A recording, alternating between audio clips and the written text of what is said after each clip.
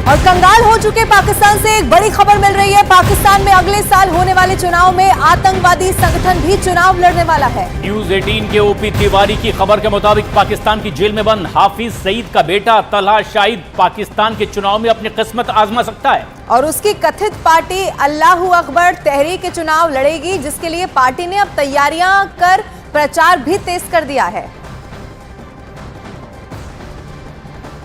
OP Tiwari हमारे सहयोगी phone line पर मौजूद हैं। ओपी, आखिर क्या और खबर मिल पा रही है? अब आतंकी चुनाव लड़ते दिखाई देंगे पाकिस्तान में? बिल्कुल, मैं आपको बता दूं, केवल चुनाव लड़ते ही नहीं दिखाई देंगे, बल्कि ये भी संभव है कि अगर इनकी पार्टी जो 50 से ज्यादा सीटों पर लड़ने की तैयारी कर रही है, अगर कुछ जगहों पर से चुनाव जीत गई तो ये भी संभव है कि साल 2024 में पाकिस्तान की सत्ता पर तालिबान की तर्ज पर आतंकवादी मंत्री पद पर भी काबिज दिखाई दे सकते हैं।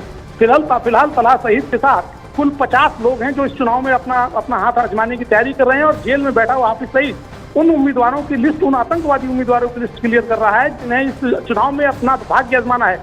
मैं आपको ये भी बता दूं कि तलहा शहीद ने साल 2018 में भी चुनाव लड़ा था और उस चुनाव में वो 11,000 वोटों से हार गया था, और उसको ये उम्मीद है कि इस चुनाव में उसे भारी बहुमत मिल सकता है। यही कारण है कि पिछले दिनों तलहा शहीद से कथित तौर पर गुमशुदगी होने की अफवाहें भी उड़ाई गई थी, जिससे संगठन को लगता था कि इसका सीधा फायदा तलहा शहीद को मिल सकता है। जी शुक्रिया।